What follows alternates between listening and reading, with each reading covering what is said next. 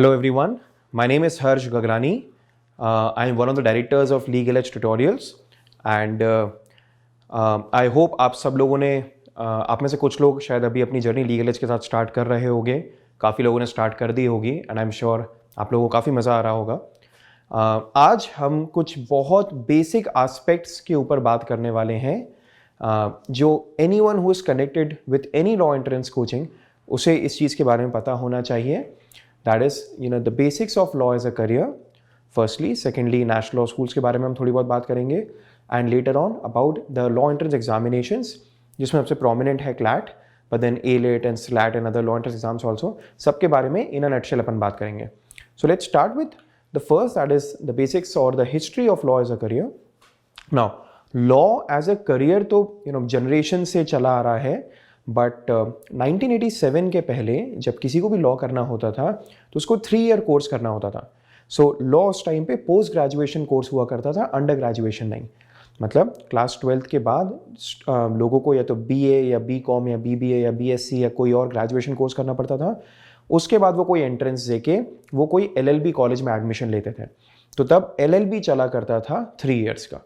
ठीक है, आज भी काफ़ी जगह पे जैसे कि दिल्ली यूनिवर्सिटी आज भी वही चल रहा है। पर 1987 में एक रेवोल्यूशन आया था, रिफॉर्म हुआ था लीगल एजुकेशन में, और एक प्रोफेसर NR माधव मेनन है, who is a very respectable professor. उन्होंने इंडिया में कंसेप्ट लेके आए 5 ईयर इंटीग्रेटेड कोर्स का। 5 ईयर इंटीग्रेटेड कोर्स मतलब अब स्टूडेंट्स अगर चाहें तो 12th के बाद ही अपना लॉ एज अ करियर की जर्नी स्टार्ट कर सकते हैं। उन्हें कुछ एग्जामिनेशंस देने होंगे, क्लैट बाद में आया, पहले उनको अलग अलग एंट्रेंस एग्जाम देने पड़ते थे, और अगर उन्होंने एग्जाम क्लियर कर लिया कोई कॉलेज का तो उनका 5 ईयर BA LLB ऑनर्स का कोर्स स्टार्ट हो जाएगा। नाउ ये एक इंटीग्रेटेड कोर्स है जिसमें अंडर ग्रेजुएशन और पोस्ट ग्रेजुएशन दोनों को मिक्स कर दिया। सो BA अंडर ग्रेजुएशन हुआ करता था, LLB पोस्ट ग्रेजुएशन हुआ करता था, तो उसको कंबाइन करके BA LLB ऑनर्स बना दिया। अब इसके 2 फायदे हैं। फर्स्ट, पहले क्या था कि ग्रेजुएशन में 3 साल लगते थे और LLB पोस्ट ग्रेजुएशन में 3 साल लगते थे, मतलब टोटल 6 साल लगा करते थे। पर अब BA LLB ऑनर्स 5 साल का हो गया। तो जिनको शुरू से क्लियर है उन्हें लॉ करना है, उनकी 6 साल की पढ़ाई की जगह 5 साल की पढ़ाई में काम हो गया। फर्स्टली। सेकेंडली, पहले अगर किसी को लॉ करना था तो उसको भले ही उसने 12th में डिसाइड कर लिया कि लॉ करना है, पर उसके बाद भी कुछ ना कुछ ग्रेजुएशन, अनरिलेटेड ग्रेजुएशन करना जरूरी था, BA BCom BBA। अब ऐसा नहीं है। अब अगर मुझे लॉ करना है, मैं पहले साल से लॉ के सब्जेक्ट्स पढ़ूंगा और मैं 5 साल तक पढ़ूंगा, जो मैं पहले अपने चौथे साल में जाके पढ़ता, 3 साल का ग्रेजुएशन करने के बाद में पढ़ता। तो अब मैं पहले साल से लॉ के सब्जेक्ट्स पढ़ना स्टार्ट कर दूंगा। ये 2 बड़े फायदे हुए। फर्स्ट नेशनल लॉ स्कूल जिसने स्टार्ट करा वो था NLSIU बैंगलोर, और फिर अब काफ़ी नेशनल लॉ स्कूल्स में आ गया है, वो अपन उसके बारे में थोड़े टाइम से अपन डिस्कस करेंगे। नाउ इस तरीके से law as a career develop हुआ है। तो पहले ग्रेजुएशन और पोस्ट ग्रेजुएशन अलग था, और law as a career post graduation course था। अब वो एक ग्रेजुएशन कोर्स बन गया 1987 के बाद से। खैर आज भी कुछ जगह पे वो पोस्ट ग्रेजुएशन की तरह ही होता है, पर मोस्टली अब लॉ एज अ करियर एक ग्रेजुएशन कोर्स बन गया है। ठीक है, so this is the background of law as a career. अपन नेक्स्ट पॉइंट पे जाते हैं।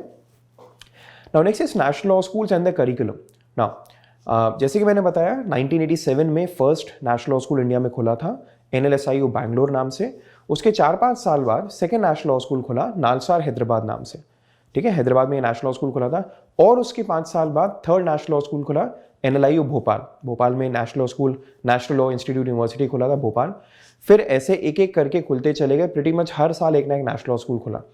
सो भोपाल के बाद जोधपुर खुला, फिर गांधीनगर, फिर रायपुर, फिर लखनऊ, फिर Kochi and so on and so forth. बीच में NLU दिल्ली भी खुला 2008 के आसपास। और अब अगर अपन आज की बात करें 2019 की, तो ऑफिशियली स्पीकिंग अब 22 नेशनल लॉ स्कूल्स इंडिया में हो गए हैं। 22 में से 21 नेशनल लॉ स्कूल्स एक एग्जामिनेशन के अंडर आते हैं, जिसकी पे अपन 5 मिनट के बाद बात करेंगे, जिस एग्जामिनेशन का नाम है CLAT, which is common law admission test. और एक सेपरेट नेशनल लॉ स्कूल है विच इज NLU दिल्ली। ये अकेला नेशनल लॉ स्कूल है जो अपना खुद का एंट्रेंस कराता है। उस एंट्रेंस एग्जाम का नाम है ALET, which is all India law entrance test. ठीक है, आई होप ये क्लियर हो गया है। नाउ नेशनल लॉ स्कूल्स का करिकुलम क्या होता है। नाउ ये सारे नेशनल लॉ स्कूल्स एक डिग्री तो देते ही हैं, that degree is BA LLB honours. तो उन्होंने BA और LLB के सब्जेक्ट्स को मिक्स करके BA LLB ऑनर्स बना दिया है। This is a 5 year integrated course. कुछ नेशनल लॉ स्कूल जैसे कि NLU जोधपुर, ये कुछ अलग डिग्रीज भी देते हैं। ये BSc LLB ऑनर्स भी देते हैं, या BCom LLB ऑनर्स भी देते हैं, या BBA LLB ऑनर्स भी देते हैं। पर वो BBA दें या BCom दें या BSc दें, वो दे या नहीं दे, BA LLB ऑनर्स तो कंपलसरीली देते हैं वो। ठीक है, तो ये इस चीज़ का याद रखना, BA LLB ऑनर्स सब लोग देते हैं, BCom BBA या BSc LLB ऑनर्स कुछ नेशनल लॉ स्कूल्स देते हैं। ठीक है, आई होप ये भी क्लियर हो गया है।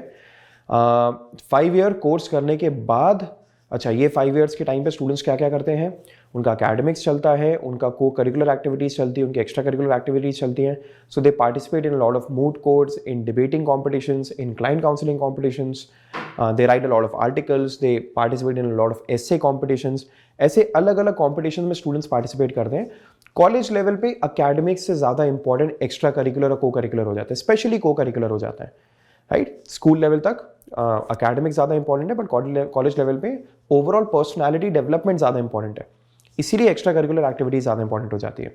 ठीक है, now this way the students spend their 5 years in the national law schools.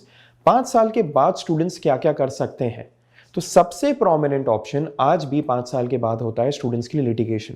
अगर कोई बैच में 80 स्टूडेंट्स हैं, अच्छा एक पॉइंट और मैं बता दूं, नॉर्मली नेशनल लॉ स्कूल्स में एवरेजिंग 120 स्टूडेंट्स एक नेशनल लॉ स्कूल में होते हैं। कहीं कहीं पे 160 भी होते हैं, 200 भी होते हैं, कहीं पे 80 भी हैं, बट एवरेजिंग 120 से 140 बीच में चलता है। हर कॉलेज का एक अलग स्ट्रेंथ होता है। ठीक है, नाउ 5 साल के बाद स्टूडेंट्स कहाँ कहाँ पे अपना करियर बना सकते हैं। So still the most prominent one is litigation. Litigation मतलब जो हम लोगों ने टिपिकल हम जो लॉयर की इमेज देखते हैं, ब्लैक रोब पहने हुए कोर्ट के अंदर आर्ग्यू करते हुए, अपने क्लाइंट को डिफेंड करते हुए, दैट इज लिटिगेशन। आज भी सबसे ज़्यादा मज़ा लोगों को लिटिगेशन में आता है, क्योंकि कोर लॉ आप लिटिगेशन में पढ़ते हो, प्रैक्टिस करते हो, and it's a very satisfying career option. क्योंकि जब आप अपने क्लाइंट को, जिसके साथ इंजस्टिस हुआ है, आप उसको इंसाफ दिला पाओ, उससे सेटिस्फाइंग फीलिंग कुछ भी नहीं होती है। तो आज भी अगर अपन माने कि 80 स्टूडेंट्स का बैच है, ऑलमोस्ट 30-35 स्टूडेंट्स लिटिगेशन के लिए जाते हैं। ठीक है, that's number 1। Number 2 is career option in corporate. ये पिछले कुछ सालों से बहुत फेमस हो गया है, स्पेशली 1991 में हमने सुना होगा कि इंडिया ने अपनी इकोनॉमी को ओपन अप किया था। उसके बाद से बाहर की बहुत सारी कंपनीज़ का इंडिया में आना बहुत ईजी हो गया, और इंडियन कंपनीज़ का ग्रो करना बहुत ईजी हो गया। ना जब कंपनीज़ ग्रो करती हैं तो उनको मर्जर्स करवाने पड़ते हैं, एक्विजिशन करवाने पड़ते हैं, 2 कंपनीज़ का अमैल्गमेशन होता है, इन सब में लॉयर्स की ज़रूरत पड़ती है उनको। सो ये जो काम करते हैं, जो डीड्स बना के देते हैं, अग्रीमेंट्स बना के देते हैं, जो कंप्लाइंसेस करवाते हैं, वो कॉर्पोरेट लॉयर्स होते हैं। ठीक है, तो कॉर्पोरेट में फ़ायदे नुकसान दोनों हैं। सबसे बड़ा फ़ायदा, right from the very first month आपको एक डिसेंट पैकेज मिलता है, डिसेंट सैलरी मिलती है। नुकसान बोलो या एक फ्लिप साइड बोलो, वो ये है कि काम काफ़ी ज़्यादा करना पड़ता है कॉर्पोरेट में। खैर काम तो हर करियर ऑप्शन में करना पड़ेगा, बट कॉर्पोरेट में वर्किंग आवर्स कंपैरेटिवली थोड़े ज़्यादा होते हैं। ये चीज़ एज टीचर्स, एज काउंसलर्स हम लोगों को ये छोटी छोटी बातें पता होनी चाहिए। सो नंबर 2 सबसे फेमस ऑप्शन जो है 5 साल के बाद, that is corporate. Number 3 is judiciary. Pretty much her batch में 10% स्टूडेंट्स डेफिनेटली जुडिशरी के लिए जाते हैं। सो जुडिशरी के लिए होता यह है कि हर स्टेट में अपने अपने जो वहाँ के जुडिशियल सर्विसेज हैं, वो अपना खुद का एग्ज़ाम करवाता है, वो ओकेजनली वैकेंसीज निकालता है। ये कंपलसरी नहीं है क्लैट की तरह कि हर साल मई में होगा या जनवरी में होगा। वो वैकेंसी निकालते हैं और वैकेंसी के बेसिस पे फिर वो एग्ज़ाम कराते हैं, फिर इंटरव्यू कराते हैं, और फिर जब आपको जज बन जाओ तो आपको जज की पोस्टिंग दी जाती है। फिर उसके हिसाब से आप धीरे धीरे करके जो लैडर होता है, जो हायरार्की होता है, वो आप चढ़ते हो। So number 3 is judiciary. Number 4 is civil services. ना वैसे तो सिविल सर्विसेज आप कोई और इंजीनियरिंग करके, आप कुछ और करके भी आप दे सकते हो, पर लॉ करके काफ़ी लोग सिविल सर्विसेज में जाते हैं। इसका एक बहुत बड़ा रीज़न ये है, 2 बड़े रीजन्स है। एक, लॉ के सब्जेक्ट्स और सिविल सर्विसेज के एंट्रेंस के सब्जेक्ट्स काफ़ी सिमिलर होते हैं, तो इसमें जिन्होंने लॉ करा है उनको एक फेयर अनफेयर एडवांटेज मिल जाता है। एंड सेकेंडली, आप बाद में जब सिविल सर्वेंट बन जाओ तो you need to have an in depth understanding of various laws. तो जब आपने लॉ में ग्रेजुएशन ही करा हुआ है तो वहाँ पर भी आपको एक एडवांटेज मिलता है। तो एंट्रेंस के टाइम पे भी और बाद में अपना काम करते टाइम भी आपको काफ़ी ज़्यादा एडवांटेजेस मिलते हैं अगर आपने लॉ करा हुआ है तो। So that is why, that's another reason why a lot of law graduates go for civil service examinations. Last one is LPOs. LPOs is legal process outsourcing. ठीक है, नाउ BPOs के बारे में हम सब ने काफ़ी सुना होगा। काफ़ी वेस्टर्न कंट्रीज़ ने, एडवांस कंट्रीज़ ने अपना बहुत सारा काम वो इंडिया भेजते हैं, जो ज़रूरी नहीं है कि वहीं के लोग करें। इंडियंस आर सफिशिएंटली ट्रेंड ऐसे काम करने के लिए, जैसे कि कॉल सेंटर जॉब्स होते हैं। उनका फ़ायदा ये रहता है कि उनका काम काफ़ी कम पैसे में हो गया। यहाँ वालों का फ़ायदा ये रहता है, यहाँ पे there is a lot of skilled labour, तो फ़ायदा ये है कि अपने लोगों को जॉब मिल जाता है। सिमिलरली एलपीओज होते हैं, लीगल प्रोसेस आउटसोर्सिंग, जिसमें बाहर की कंपनीज अपना लीगल काम इंडिया बेचती है और इंडियन लॉयर्स उस काम को निपटा के बाहर भेज देते हैं। So again win win scenario, वहाँ का काम सस्ते में हो गया और यहाँ के लॉयर्स के लिए एक और नया जॉब का जरिया खुल गया। सो एलपीओज पिछले करीब 15-20 साल में इंडिया में काफ़ी हो गए। ये 5 प्रोमिनेंट करियर ऑप्शंस हैं। इसके अलावा काफ़ी लोग पॉलिटिक्स में भी जाते हैं, काफ़ी लोग एंटरप्रेन्योरशिप में भी जाते हैं, वो अपना खुद का वेंचर स्टार्ट करते हैं। अलग अलग करियर ऑप्शंस हैं, but these 5 are the most prominent career options. इन 5 के बारे में हम सबको पता होना चाहिए, ठीक है। अब अपन कुछ एग्जामिनेशंस की बात करते हैं। फर्स्ट एग्जामिनेशन इज क्लैट, इसी एग्जामिनेशन की हम लोग तैयारी करा रहे हैं। क्लैट 2008 में स्टार्ट हुआ था। 2008 के पहले हर नेशनल लॉ स्कूल को अपना खुद का एंट्रेंस कराना पड़ता था। जैसे मैंने 2006 में एंट्रेंस लिखा था, तो मैंने नालसार का अलग लिखा था, एनएलएस बैंगलोर का अलग लिखा था, भोपाल का अलग लिखा था, सबके अलग अलग लिखे थे। सबका पैटर्न अलग होता था, सबका सेंटर अलग होता था, सबके डेट्स अलग होते थे, सबके एप्लीकेशन फॉर्म की फीस अलग होती थी, तो बहुत इनकन्वीनियंस होता था। सो 2008 में सुप्रीम कोर्ट की डायरेक्शन पे क्लैट एक नेशनल लॉ स्कूल्स ने डिसाइड करा कि हम एक एग्जामिनेशन कराएंगे क्लैट नाम से, और ये एग्जामिनेशन रोटेशनल बेसिस पे होता है। तो पहले साल जब से पुरानी यूनिवर्सिटी जो है, जो अपन ने अभी सुना कि एनएलएस बैंगलोर है, उन्होंने कराया। सेकेंड ईयर सेकेंड सबसे पुरानी यूनिवर्सिटी नालसार हैदराबाद, उन्होंने कराया। थर्ड 2010 में थर्ड सबसे पुरानी यूनिवर्सिटी भोपाल, उन्होंने कराया, एंड सो ऑन। तो ये रोटेशनल बेसिस पे क्लैट चलता है, ठीक है। क्लैट एग्जाम के बारे में अपन थोड़ा सा जान लेते हैं हम। इस साल जैसे कि मैंने बताया, क्लैट में 21 नेशनल लॉ स्कूल्स हैं। 200 मार्क्स का पेपर होता है, 200 क्वेश्चंस होते हैं, जो हर क्वेश्चन 1 नंबर का होता है। नेगेटिव मार्किंग 0.25 की होती है। Timing is 3 to 5 PM। इस बार क्लैट 12 मई 2019 को होने वाला है। 2 घंटे का पेपर है। इस बार क्लैट ऑफलाइन हो गया है। एक चीज़ का एक इन्फॉर्मेशन इंपॉर्टेंट है, क्लैट शुरू से ऑफलाइन था, 2014 तक ऑफलाइन था। 15 में जाके क्लैट ऑनलाइन हो गया। 15, 16, 17, 18 4 साल क्लैट ऑनलाइन रहा। फिर इस बार थोड़ा फियास्को हो गया क्लैट में, जिसके बारे में शायद कुछ लोगों ने पढ़ा होगा, सुना होगा। अगर नहीं पढ़ा है, प्लीज़ इस बार के क्लैट के आर्टिकल ज़रूर पढ़िएगा। यूल नो कि इस बार क्या फियास्को हुआ था। स्टूडेंट्स कभी कैजुअली पूछ सकते हैं, बात कर सकते हैं। उस रीज़न से इस बार अगले साल क्लैट वापस ऑफलाइन, इस बार के लिए ऑफलाइन कर दिया। सो 2019 में क्लैट ऑफलाइन होने वाला है। 5 sections, English and logical reasoning, जो दोनों 40 नंबर का है, जीके एंड लीगल एप्टीट्यूड, जो दोनों 50 नंबर के हैं, एंड मैथमेटिक्स, जो 20 नंबर का है, ठीक है। लास्ट डेट ऑफ रजिस्ट्रेशन इस बार के लिए इज 31 मार्च 2019। 12 मई को एग्जाम है। रिजल्ट 31 मई को आएगा, एंड सीट्स 2470 सीट्स हैं। अप्रॉक्स इतनी है, प्लस माइनस 50 सीट्स बहुत बार होती रहती हैं, पर अप्रॉक्स सीट्स क्लैट में इतनी है, ठीक है। और ये 21 नेशनल लॉ स्कूल्स के लिए एग्जामिनेशन है, ठीक है। बाद में एक और वीडियो हम लोग बनाएंगे, जिसमें जब क्लैट हो जाता है उसके बाद जो स्टूडेंट्स के क्वेश्चंस होते हैं उससे connected will create a video, and वो वीडियो को भी सब लोगों को जरूर देखना होगा। Next is the other law entrance examinations, जो इसके अलावा बाकी लॉ एंट्रेंस एग्जामिनेशन जिसके बारे में अपने स्टूडेंट्स को बताना चाहिए। First is AILET, which is all India law entrance test. मैंने बताया था कि ये एक एग्जामिनेशन है जो NLU दिल्ली के लिए अकेला नेशनल यूनिवर्सिटी जो कि क्लैट के बाहर आता है।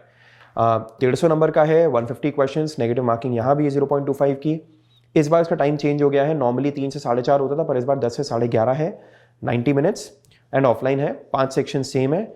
मैथ्स को हटा के English, logical reasoning, legal aptitude and GK चारों 35-35 नंबर के हैं, और मैथमेटिक्स 10 नंबर का है, ठीक है। लास्ट डेट ऑफ रजिस्ट्रेशन 8 अप्रैल। 5 मई को एग्जाम होने वाला है। रिजल्ट 24 मई को आएगा, और सीट्स NLU दिल्ली में 80 सीट्स होती हैं। अप्रॉक्सीमेटली 15, 16, 17 हज़ार स्टूडेंट्स लिखते हैं इसको, पर सीट्स सब मिला के 80 होती हैं, ठीक है। Next is Symbiosis. ये one of the best private universities in the country है। इसका नाम भी बहुत है, and it's a decent private university. Symbiosis वैसे तो काफ़ी जगह पर है, पर इसका एक्चुअली 4 जगह पर है, बट लॉ 3 कॉलेजेस देते हैं, that is Symbiosis Pune, Noida and Hyderabad. इसके एग्जाम का नाम है स्लैट। एक्चुअली इसके ओवरऑल एग्जाम का नाम है SET, that is Symbiosis entrance test, और लॉ एंट्रेंस एग्जाम का नाम है SLAT, which is Symbiosis law admission test. SLAT इस बार होने वाला है 4 मई को, फ्रॉम 9:30 to 12 PM। ये 2.5 घंटे का टेस्ट होता है। 150 क्वेश्चंस, 150 मिनट्स। सो ये इसमें टाइम नॉर्मली स्टूडेंट्स को बहुत ज़्यादा मिलता है। There is no negative marking here. पांचों सेक्शन यहाँ पे मैथ्स नहीं है और लॉजिकल के 2 सेक्शन है, तो एक सेक्शन लॉजिकल रीजनिंग, एक सेक्शन एनालिटिकल रीजनिंग, ठीक है। अनाउंसमेंट ऑफ रिजल्ट इसका 14 मई को होगा। नाउ सिम्बाइसिस में जब स्टूडेंट अपना सिम्बाइसिस का एग्जाम क्लियर कर लेता है फिर उनको PIWAT के लिए बुलाते हैं। PI is personal interview and WAT is written ability test. So PIWAT की तैयारी भी हम लोग लीगल एज में कराएंगे अलग अलग सेंटर्स में। वो कैसे कराना है इस पर ओरिएंटेशन अपन बाद में करेंगे, पर ये तैयारी भी अपन स्टूडेंट्स की बाद में कराने वाले हैं, ठीक है। सिम्बाइसिस लिखना स्टूडेंट्स को अपने को रिकमेंड करना चाहिए, it's a good private university. पर सिम्बाइसिस पुणे और नोएडा, हैदराबाद कंपैरेटिवली नया है तो उसको अपन अभी के लिए इग्नोर कर सकते हैं, ठीक है। नेक्स्ट इज निर्मा यूनिवर्सिटी, ये भी एक प्राइवेट यूनिवर्सिटी है गुजरात में, अहमदाबाद में। इसका कोई एंट्रेंस नहीं होता है, ये अपने सारी सीट्स क्लैट के बेसिस पे भरता है, क्लैट के रिजल्ट के बेसिस पे। पर स्टूडेंट्स को इन्फॉर्म करना होता है निर्मा को कि we are interested in taking admission in Nirma, तो इसका फॉर्म स्टूडेंट्स को अलग से भरवाना पड़ेगा, पर इसका एग्जाम अलग से नहीं होगा। 2024 में लास्ट डेट ऑफ रजिस्ट्रेशन है, मतलब क्लैट के एग्जाम के बाद। Announcement of result will be in the second week of June. Seats इनकी काफ़ी ज़्यादा होती हैं, 240 के आसपास सीट्स होती हैं। निर्मा भी एक डिसेंट यूनिवर्सिटी है, एटलीस्ट ड्रॉपर्स को हमें रिकमेंड करना चाहिए निर्मा। फ्रेशर्स डिसाइड कर सकते हैं कि उनको अच्छी जगह ही जाना है और अच्छी जगह पे नहीं मिला तो ड्रॉप लेना है, और अगर इसी साल कहीं ना कहीं जाना है और ड्रॉप नहीं लेना है तो फिर वो निर्मा भी जा सकते हैं, ठीक है। Next is MHCET, Maharashtra common entrance test. ये करीब 11 लॉ स्कूल्स के लिए होता है, 150 marks, 150 questions, there is no negative marking, 2 घंटे का टेस्ट है। 5 सेक्शन सेम एज क्लैट, जिसमें लीगल और लॉजिकल 40-40 के होते हैं, GK एंड इंग्लिश 30-30 के, एंड मैथ्स 10 के। लास्ट डेट ऑफ रजिस्ट्रेशन है 31 मार्च। 21 अप्रैल को ये टेस्ट टेंटेटिवली होने वाला है, अभी final date as of today नहीं आई है।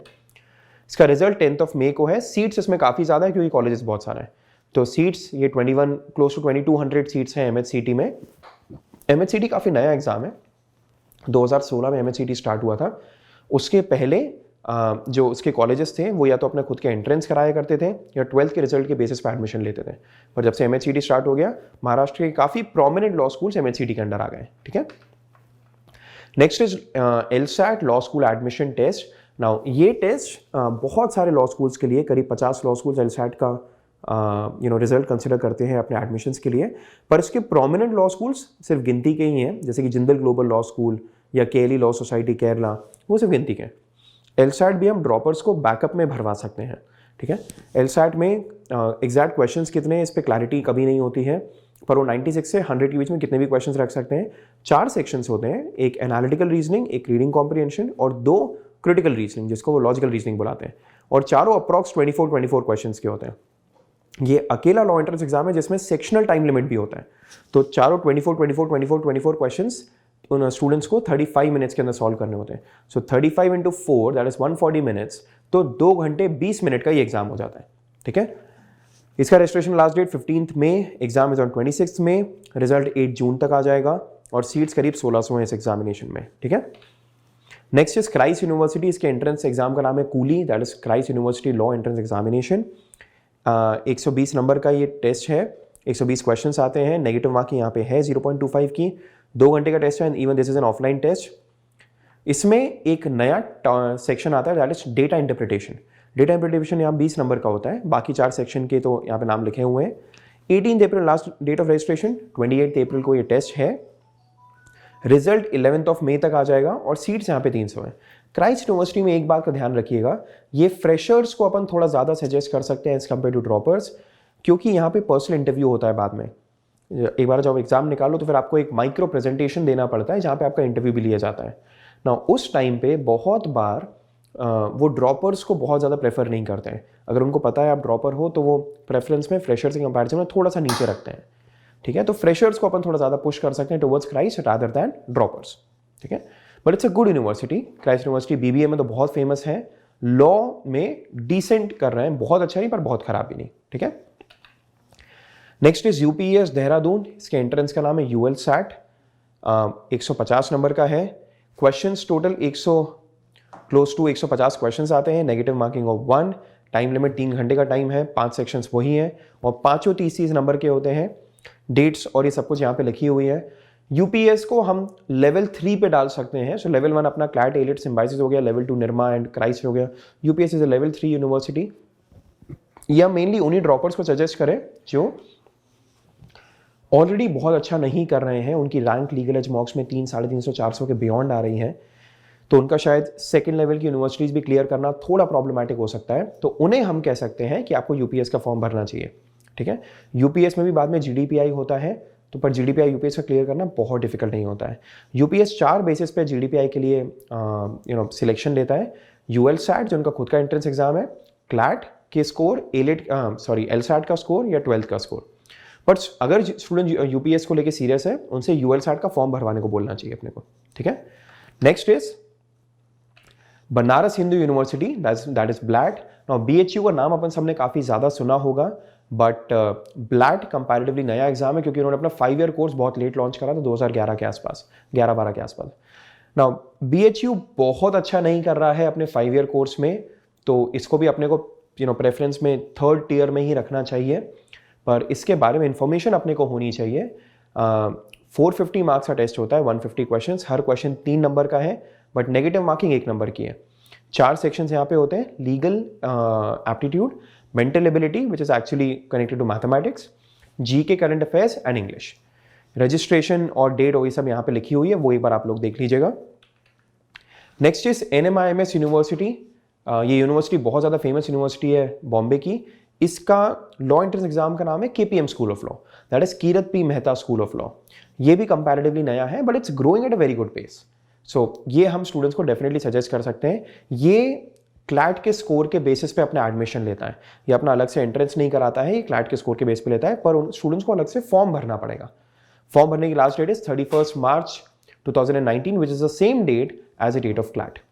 इसका result 2nd week of June के आसपास आता है and the number of seats are close to 60, ठीक है। So I think this is it.